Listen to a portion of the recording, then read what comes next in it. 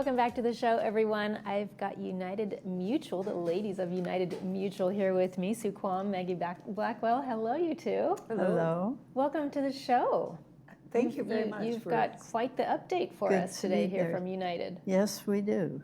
We do. There's always a lot happening. There's always a lot happening, and you guys do such a great job of informing the community. Oh, and I love that you do it here on our show. Well, we appreciate being here. Well, with that, let's get started. We've got some fruit trees policy changes to talk about. We do. Let's talk about why we're changing the fruit tree policies. Let's do. And I think we need to go back to that because it was contentious whether we should do it or not do it. But we have had hundreds of people coming to us about the coyote situation in the village. And now we're also receiving more complaints about the rats.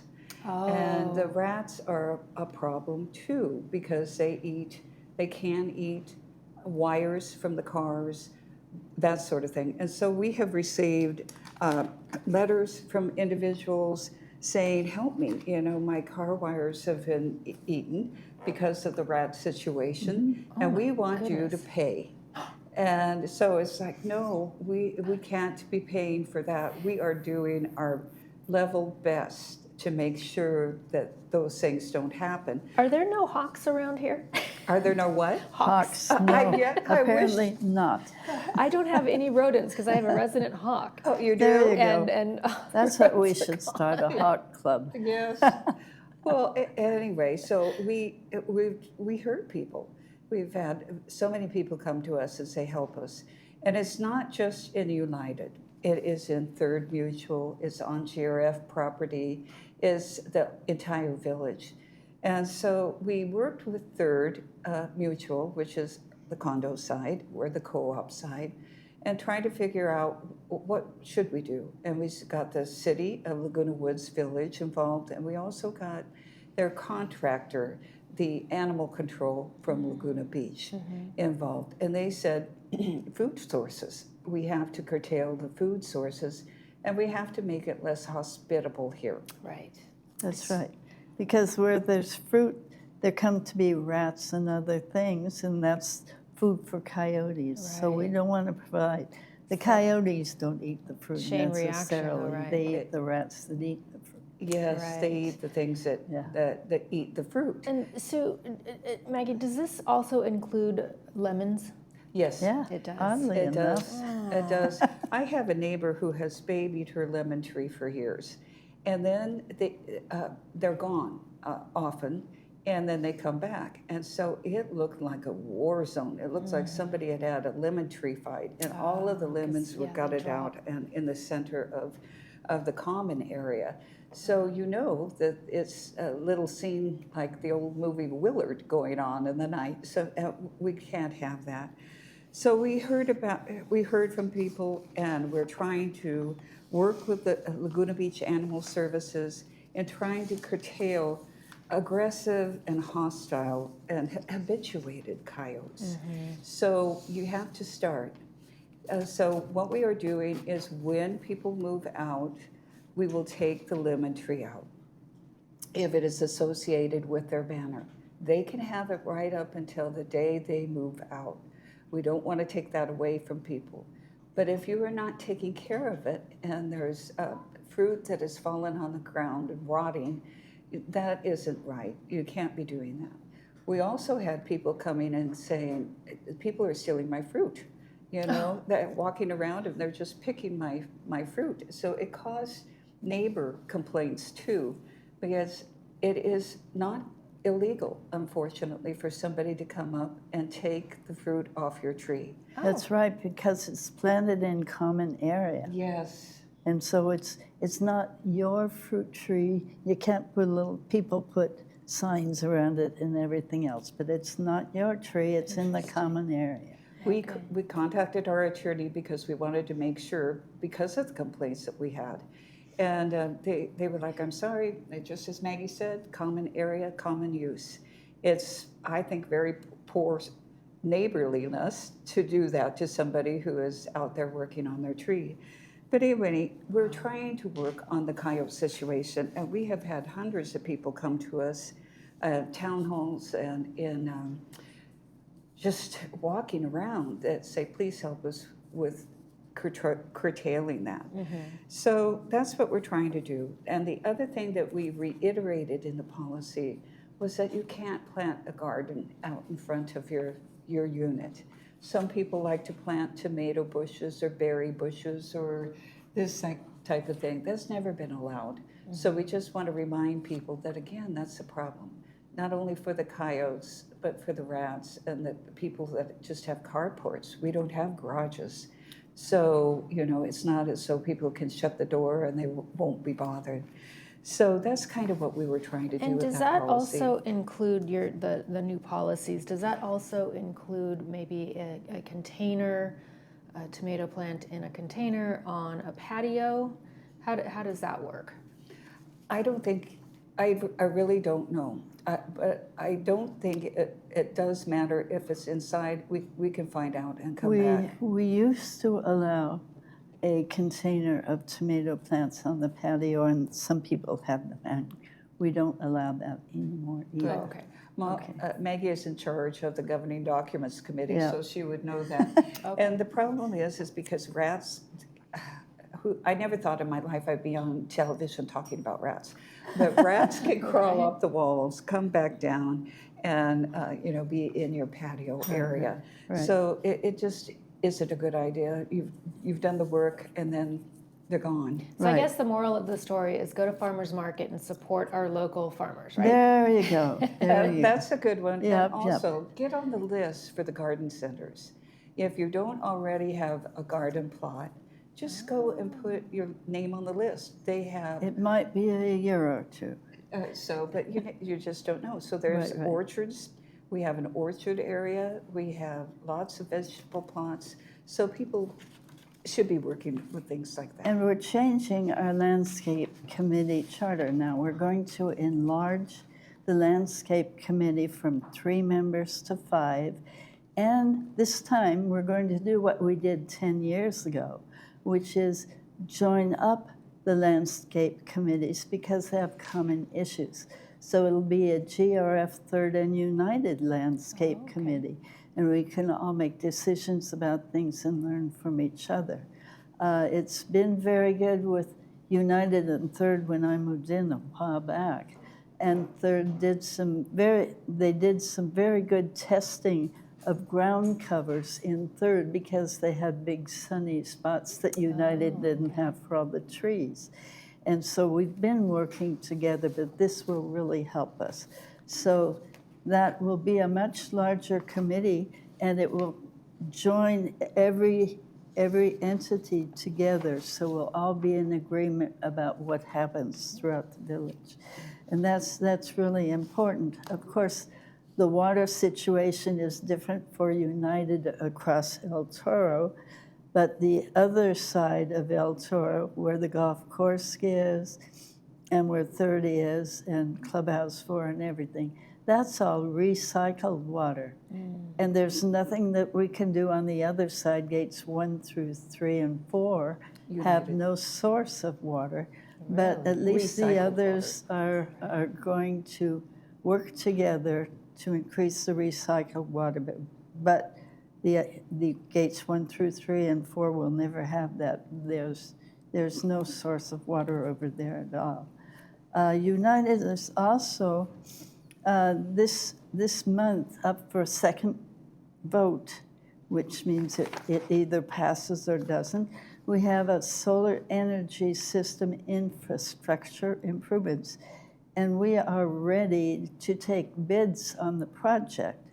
So we have the scope of work ready, and that authorizes the release for requests for proposals. So we have the scope of work, we know what we want for our solar, and now if we pass this next month, and I'm sure we will go out for bids for the project so that at last United can be working on solar, which would be on top of the carports and things like that.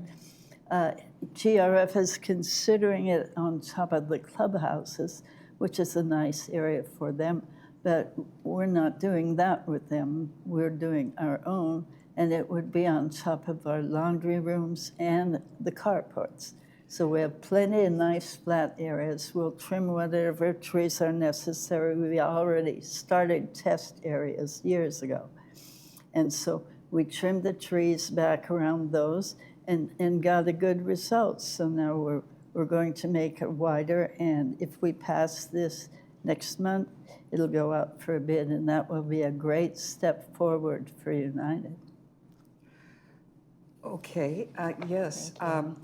Let's go to, shall we move on to unoccupied unit inspection policy? Sure. And what's going on with this is we have water leaks on occasion, and or some other malady that can go on within a unit if people leave them empty for extended periods of time. And we have people who come in for the winter. We have people who like to come here for the summer, and so sometimes these stand empty. So what happens then is if you have a slow leak or a big leak, we might not know about that. So we would encourage people to have, drop off a key with their neighbors if they feel safe, to go have them take a look inside, or have a family member come take a look inside to make sure that everything's going well. But if you don't have that and you're just gone for 6 months, we need to be able to come in and inspect it to make sure that there isn't seepage in the walls or any sort of damage that will be that will infiltrate to other units as well. And we tell people over and over again, report leaks right away, report activities right away, because if you have a small drip and it goes on for 6 months, a year, whatever, insurance companies are not going to look kindly upon that. It's like, this has been going on for a very long time and you did not report it. So why should we come in now when you didn't take the time or the interest to report it? So we're trying to help the people who don't live here on a continuous basis and protect our property. That totally makes Right. sense. We try to contact the owner first wherever they are, but we may not be able to do that. But we will not be entering like every 2 weeks or something no. like that. Only if we suspect something might be happening in there. And this is a good emergency tool for us to be able to get into a unit and stop something.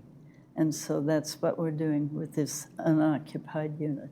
And if it's up for sale, usually we sell them pretty fast. The turnover is fast. But if the relatives are fighting in court about who has it, it sits there empty, no people in it, no people looking for months and sometimes years.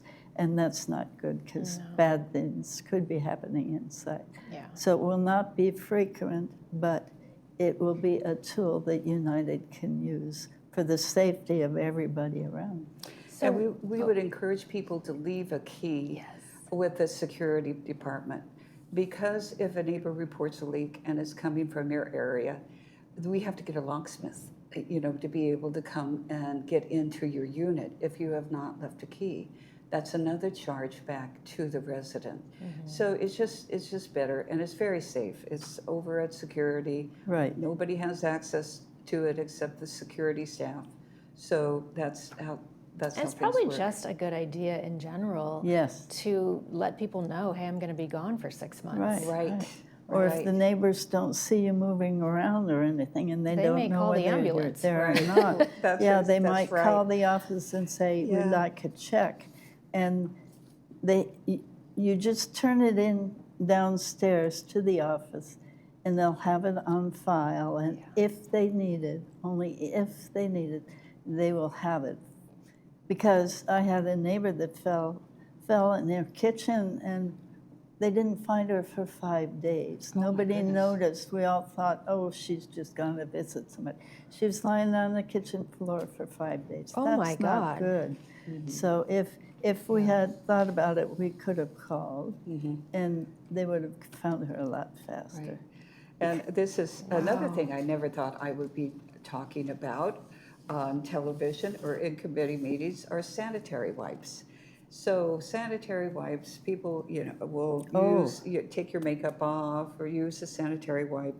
and then flush it down the toilet. Well, that is terrible. We have Yeah. 60-year-old pipes, and so that's not a good plan. If you have a day-old pipe, you should not be doing that, even if it says flushable. Yeah. You know, because we have had, my poor neighbor, we have had pipe restoration out, I don't know how many times, trying to unclog her unit because the pipes back up. And then it's just very unpleasant to spend your weekend taking sopping towels over to the laundromat. So just be kind to your neighbors, remember that. Oh, yes. So, They say do not flush, and even if they say you may flush, do not flush anything except the regular TP and whatever you deposited. yes, that's It's right. just not That's worth it. it. It isn't. It just isn't worth it. I had a neighbor of mine that was constantly throwing wipes down, and so we constantly had people out cleaning out the pipes for my building. And we wondered, why? And they said, oh, he keeps throwing the sanitary wipes down. No. I mean, everybody uses them for hands and face and whatever else you want. But has to go in the trash. Has to go in the trash. Right. And who's paying for that? Yeah. The residents. Yeah. So it's silly for us to be paying for something that we don't need to be paying for. Right. Yeah, so let's go on for the planning for the what if presentation. We're so lucky. We have in Laguna Woods Village, we have a fabulous security staff that also has social services presence. We have the foundation. We have so many things that help elderly people, unfortunately, like ourselves. But you need that. So there's a what if presentation that's going to be next Wednesday, March 25th at 2 p.m. at the Clubhouse 7 Main Lounge. And they do a series on how to take care of yourself, how to take care of your property, and what to do so you don't have to be in probate for years, have your children battle it out in probate. So we would Yes. encourage people to attend that. I love this, and you mentioned some of the topics are what incapacity means. Right. Why does it matter? Very important. Essential legal documents, as you were Right. saying, the probate. Steps to prevent family stress, financial disruption, unnecessary court involvement, as you just Right, mentioned. right. Very And your important. family members should have a copy of it too. Right. So you make Yes. it out, you put it in your desk, or you put it somewhere on the refrigerator or wherever Yes. you want, but send it to your relatives. Yes, whoever is going to be helping you. Right. Ladies, thank you so much. Very, very, Thank you. very informative. Lots of great current talking points and stuff Thank that you. we all need to know about. Right? Yes. United is at work. Yes, we are. We are. All right. Well, we'll see you two in a month. Okay, thank Thank you so you much. so update. much. Thank you, Sue, Maggie. You're watching This Day on Village TV. We'll be back after these messages.